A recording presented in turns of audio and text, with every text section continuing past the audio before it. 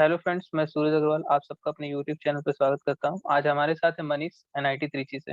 आइए पहले हम उनका इंट्रो ले लेते हैं, उसके बाद उनसे कुछ सवाल पूछेंगे। हाँ मनीष।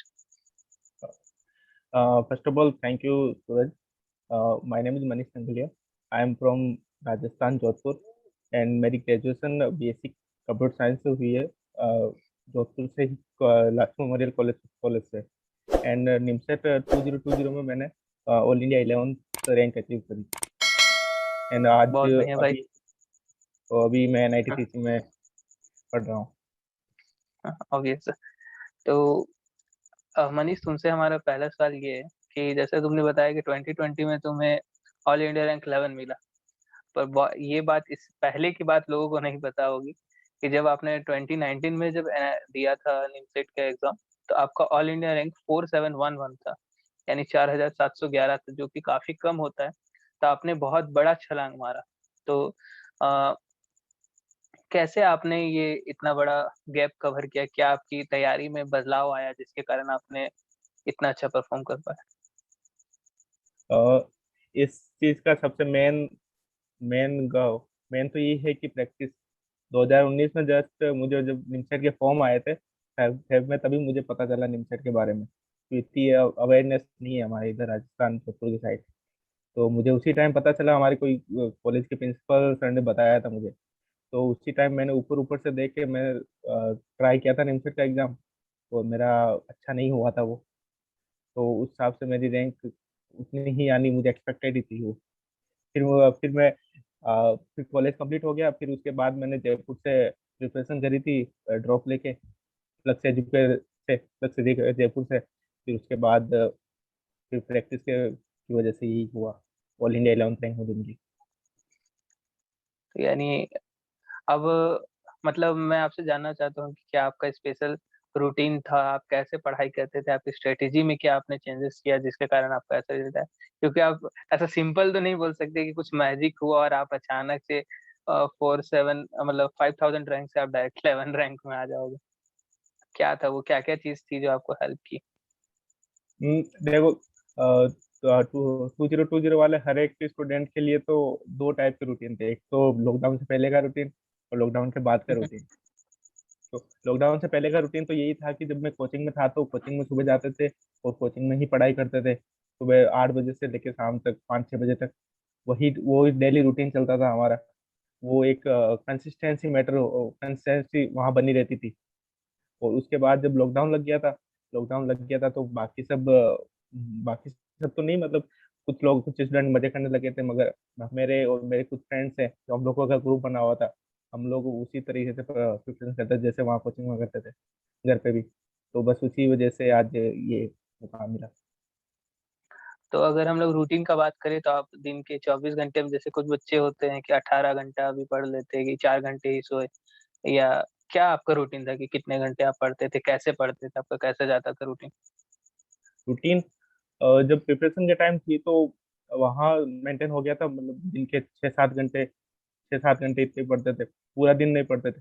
बस वो कंसिस्टेंसी मैटर थी कि डेली पढ़ना है। उस वजह से ही वो प्रिपरेशन चलती रहती थी। ऐसा नहीं कि आज 2 घंटा पढ़े और कल 10 घंटा पढ़ लिए, वैसा नहीं था। वो जब लॉकडाउन के बाद भी ऐसा ही था। लॉकडाउन के बाद जब हुआ तब तो सिलेबस ऑलमोस्ट हो ही गया था। तो उसके बाद में हम मॉक देते थे। तो रूटीन ये था कि लॉकडाउन में कि सुबह मॉक देते थे।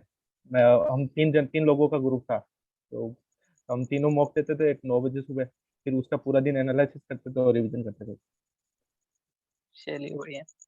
तो आपसे हमारा नेक्स्ट क्वेश्चन है कि बच्चे बहुत ज्यादा इसमें में सवाल पूछते हैं कि बुक कौन सा फॉलो करो, उन्हें जितना ही बता दिया जाए फिर भी उनका ये सवाल रहता है। तो आपसे मैं जानना चाहूँ कि ऑल इंडिया रैंक 11 वाले कौन से बुक फॉलो करते थे? मैथ के लिए, रीजनिंग के लिए, कंप्यूटर के लिए, मतलब बाकी सारे सब्जेक्ट्स के लिए, निमसेट के? अच्छा, बुक तो स्टार्टिंग में जब जो मुझे सही लगती है, मुझे डायरेक्ट RD शर्मा पढ़ना बिल्कुल भी पसंद नहीं आया था। मैंने ट्राई किया था मगर ऊपर से गया था मेरा पूरा। तो मुझे ये बिल्कुल पसंद नहीं आया था। तो मैंने क्या किया था, मैंने तो क्या मतलब हमारे कोचिंग के सर भी, कोचिंग का मटेरियल था जो वो है ना एररलेस, उससे बनता था। बुक मैथमेटिक्स की एक बुक आती है एररलेस, तो उससे बनता था। तो वो उस बुक ऐसी है कि वो बेसिक्स से है, बहुत बिगनर से लेके एडवांस लेवल तक क्वेश्चन है उसमें। तो वो करी थी मैंने स्टार्टिंग में। फिर जब दिसंबर और जब तक हो गया था ऑलमोस्ट, मतलब 70-80% सिलेबस हो गया था मैथमेटिक्स का, तब मैंने आर डी शर्मा रिवीजन के साथ साथ स्टार्ट कर दिया। फिर फिर आर डी शर्मा पकड़ भी बन गई थी मेरी, और ट्यूशन भी बनने लगे थे। तो आपने जैसे बताया कि आप ट्यूशन ज्वाइन किए थे, कौन सा वो ट्यूशन था? तो वैसा उसका आप प्लस क्या एजुकेट रिव्यू देना चाहेंगे? Plus educate Jaipur. ठीक था। हाँ, वहाँ बढ़िया अगर था। कमेंट में जैसे लोग अगर ट्यूशन मेंशन करते थे, वो पूछने लगते कैसा था, मतलब ज्वाइन करना चाहिए या नहीं, वहाँ का मटेरियल वगैरह आपको कैसा लगा? Honest review. वहाँ का वहाँ का मटेरियल बढ़िया था, सर सपोर्टिव थे बहुत, और यही बने थे। तो बाकी कहीं से भी प्रिपरेशन करो, कंसिस्टेंट पढ़ना खुद को ही होता है। हाँ सबसे वही मेन बात चीज है ये, कि कहीं से भी आप कहीं भी चले जाओ, पढ़ना खुद को ही होता है। तो पढ़ना खुद कंसिस्टेंटी को होता अगर है कि आपके, टीचर आपको हाँ, गाइडेंस दे देते हैं बस। हाँ, टीचर बस गाइडेंस दे देंगे, पढ़ना डेडिकेशन खुद के अंदर भी होना चाहिए। हम्म। अच्छा, आपसे नेक्स्ट क्वेश्चन है कि अ, अगर हम आज ही अगर कोई बच्चा आज ये सोचता है कि आज से हम निमसेट की तैयारी करना चाहते हैं, तो निमसेट की तैयारी मान लेते हैं हम 1 से 2 महीना बचा है, तो आप उसे क्या सजेशन देना चाहेंगे जिससे कि वो कम से कम एनआईटी तो निकाल ले? कि एक ऑल इंडिया रैंक 11 वाला क्या उसको देना चाहेगा कि कम से कम वो किसी एनआईटी में तो घुस जाए 500-600 रैंक ला ऐसे बच्चे के लिए तो मैं यही सजेस्ट करूंगा कि जो मेजर मेजर पोर्शन होते हैं, जिन पे के। क्वेश्चन हर साल बनते ही हैं और जिनका वेटेज बहुत ज्यादा होता है, पहले वो टॉपिक सेलेक्ट करो, उन टॉपिक को अच्छे से पढ़ो। ऐसे तो कोई नहीं करता कि 1000 मार्क्स का होता है पेपर, तो पूरे के पूरे करके आते हैं। 400-500 वालों को भी एनआईटी मिलती ही है। हाँ हाँ, पक्का पक्का। वो तो आपको कोशिश करना है कि नेगेटिव मार्किंग ना आए, आपको जो आता है उसको और अच्छा कर ले। हाँ, जितना आता है उसको ही अच्छा करें, नए के चक्कर में ना पड़े आखिर आखिर में जो भी है। और बाकी बस यही है कि बेसिक्स पे ज़्यादा ध्यान दें और कंसिस्टेंसी बनी रहे। ठीक है। तो और लास्ट आपसे कि क्या ऐसा चीज है जो एनआईटी त्रिची को बाकी एनआईटी से अलग बनाता है? आपने अभी तक में क्या महसूस किया? अ, इसका जवाब तो ये है कि मैं बाकी कॉलेजेस को वैसे कंपेयर तो नहीं कर सकता मैं, क्योंकि बाकी कॉलेजेस का एनवायरनमेंट मुझे पता नहीं है कौन सी कैसी कॉलेज है। अगर जो हम्म। एनआईटी त्रिची में आने के बाद जो मैंने फील किया है कि यहाँ पे एक तो सीनियर्स के साथ बहुत अच्छा इंटरेक्शन है, बहुत बढ़िया इंटरेक्शन है। कि अभी हम्म। कॉलेज हम गए भी नहीं है, मगर सीनियर्स ऐसे हैं कि हमें डेली बात होती है, हमें मोटिवेट करते हैं। एंड अभी इंटर्नशिप आने वाली है जुलाई अगस्त में, तो उसके लिए वो हमें मटेरियल प्रोवाइड कराते हैं, प्लान बताते हैं। और दूसरी बात, यहाँ के टीचर्स टीचर्स बहुत ज़्यादा सपोर्टिव है, डेडिकेटेड है। हर स्टडी के मामले में, और नॉन एकेडमिक में भी। और यहाँ के क्लब्स भी बहुत सारे हैं, जो आपको स्टडी के अलावा अदर अदर पर्सनैलिटी डेवलपमेंट और कम्युनिकेशन स्किल उसमें भी हेल्प करते हैं बहुत। तो ये सब चीज़ें मुझे मुझे अभी तक तो कभी मिली नहीं थी, यहाँ कॉलेज आने के बाद मिली है सब चीज़ें एक साथ। हाँ हाँ, मनीष जैसे मेरे भी कुछ दोस्त है एनआईटी त्रिची में, वो भी इसके बारे में बताते हैं। तो बाकी एनआईटी से मेरे दोस्तों से बात होता है और मैं भी खुद एनआईटी में हूँ, तो यही महसूस करता हूँ कि एनआईटी त्रिची को जो अलग बनाता है वो है वहाँ का clubs, coding culture. Coding clubs वहाँ बहुत ज्यादा एक्टिव है और वहाँ के सीनियर्स बहुत ज्यादा सपोर्टिव है, बाकी एनआईटीज के भी है, पर वहाँ पे कोडिंग क्लब बहुत ज्यादा एक्टिव है। और बाकी तो बच्चों की मेहनत से ही होता है वहाँ पे जो। कोडिंग क्लब्स के अलावा भी non non coding non technical clubs भी है, जो पर्सनैलिटी अदर एक्टिविटीज में भी आपके मतलब स्किल्स को इम्प्रूव करते हैं। हाँ हाँ, जैसे आप फेस्टिवल्स के लिए तैयारी करते हैं और फिर इंग्लिश आपका कन्वर्सेशन को अच्छा करने के लिए इंग्लिश स्पोकन का भी कुछ कुछ होता है आपका क्लब वगैरह शायद। हाँ, हाँ, तो ये सब चीज़ आपको वहाँ पे बेहतर बनाता है कि आपको एक्सपोज़र मिलता है हर फ़ील्ड में। आपको अगर पोएट्री अच्छा लगता है तो पोएट्री का भी इनके यहाँ कुछ क्लब है, जहाँ पे आप जाके पोएट्री वगैरह कर सकते हैं। ऐसा-ऐसा मतलब आपको एक्सपोज़र मिलता है अच्छा। तो आप खाली पढ़ाई में नहीं, बाकी चीज़ के में भी आपका जो कॉन्फिडेंस लेवल है वो अप करने के लिए, बूस्ट करने के लिए है अलग-अलग। मेन चीज ये है कि यहाँ पे सारे के सारे बच्चे एक लेवल के ही आते हैं, तो यहाँ पे पढ़ाई का एनवायरनमेंट बहुत से मिल जाता है।